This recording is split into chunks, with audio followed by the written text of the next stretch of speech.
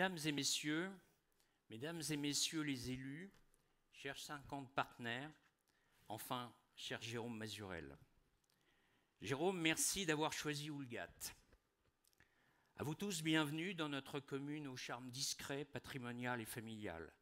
Bienvenue à vous tous, jeunes entrepreneurs. Je me réjouis beaucoup de votre présence à Houlgate. Quelques mots tout d'abord, si vous me le permettez, sur le développement de Houlgate.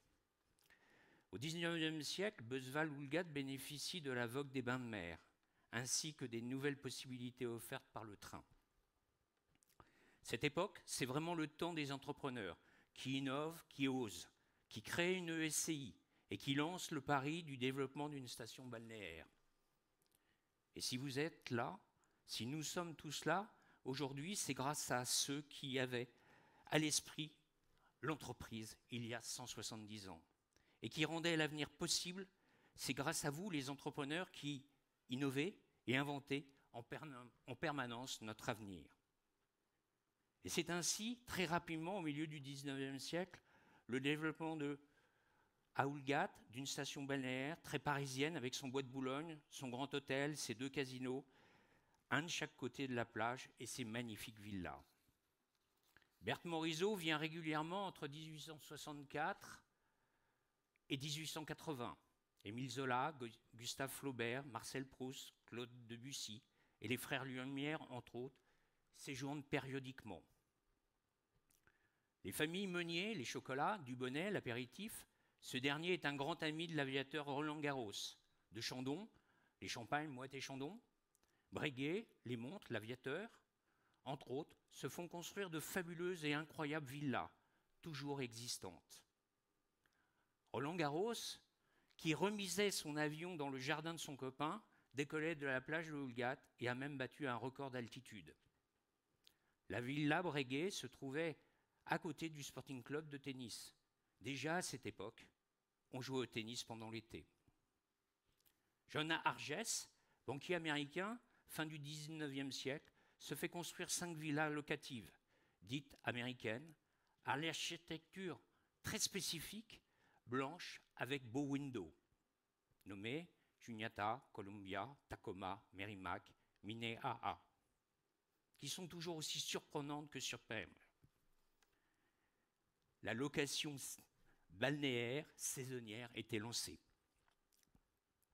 J'espère, par ces quelques anecdotes, vous avoir donné envie de visiter, de revenir, de passer du temps dans notre magnifique commune.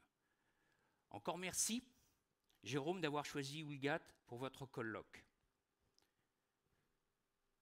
Je me demandais bien, après vous avoir aguiché avec Houlgate, comment j'introduirais votre sujet de réflexion à la découverte des solutions de demain pour l'environnement et la société. En y réfléchissant, j'aimerais très brièvement évoquer 2 sujets qui me tiennent particulièrement à cœur. L'un relatif à l'environnement, l'autre relatif à l'évolution de la société.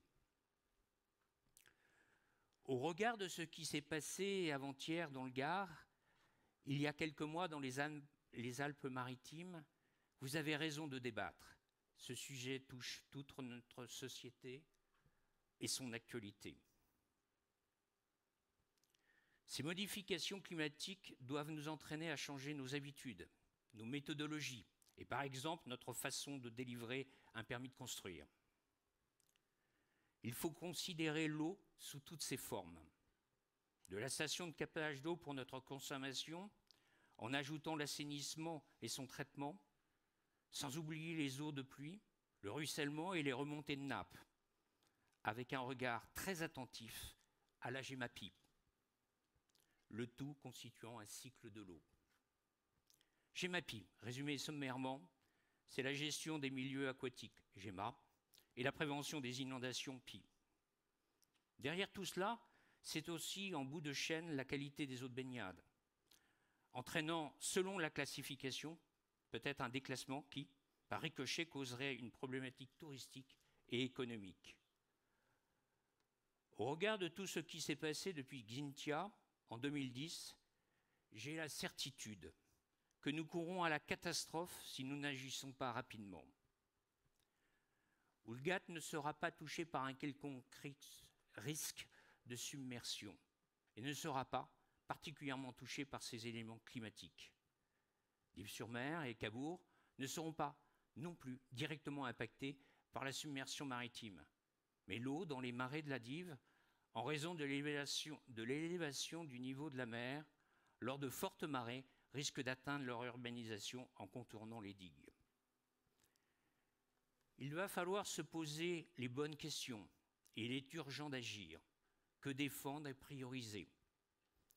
La réponse semble être de protéger l'urbanisation dense existante, ainsi que l'agriculture. L'agriculture dans les marais de la Dive est de qualité. Il faut donc tout faire pour la préserver au maximum.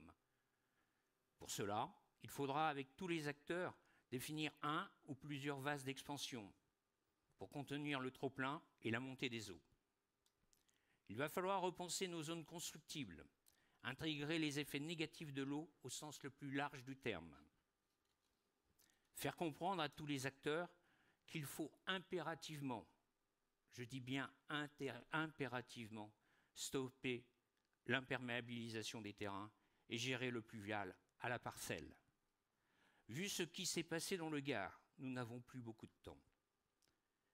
Je vous dis, nous les politiques, au sens le plus noble du terme, celui de Socrate, il va nous falloir du courage et de la détermination. Vous comprendrez mieux toute l'importance que je porte à vos échanges, qu'ils soient fructueux et déterminants. Un deuxième aspect que je souhaiterais évoquer brièvement ici, car il représente une chance pour l'avenir de Oulgat, et car vous en êtes sans doute un des vecteurs privilégiés. C'est la question de l'évolution de notre société, de notre mode de travail, surtout après les contraintes du confinement et certaines reprises de conscience. Allons-nous simplement retomber dans les anciens schémas des 30 dernières années? Beaucoup se posent des questions pour eux-mêmes. Quelles sont leurs priorités? La fibre est présente à Oulgat. Le travail à distance est de plus en plus facilement réalisable. Et si vous êtes certainement tous des pionniers en la matière. Vous, entrepreneurs, nous vous proposons de vivre autrement, en regardant la mer ou la campagne, de travailler dans un cadre idéal, relaxant, propice à vos réflexions ou constructions intellectuelles, pour développer vos entreprises ou vos startups. Un petit point qui est essentiel pour attirer de jeunes entrepreneurs à Oulgat d'ici 4-5 ans, nous souhaitons avoir déplacé les jeux du casino, juste à côté, pour pouvoir récupérer pour cet emplacement extraordinaire et avoir demain ici, sur cette terrasse, un ensemble restaurant-lounge-bar digne de ce nom, où vous pourrez voir les plus beaux couchers de soleil qui puissent exister. Et naturellement, trouver et créer un espace coworking sur Oulgat. Notre commune, dans cette évolution inéluctable du mode de vie, a une véritable carte à jouer. Et c'est avec votre qualité de vie qui en est l'enjeu. Et c'est essentiel pour nous. La créativité demande de la sérénité. À vous les entrepreneurs et à votre esprit d'entreprise de rendre le futur possible.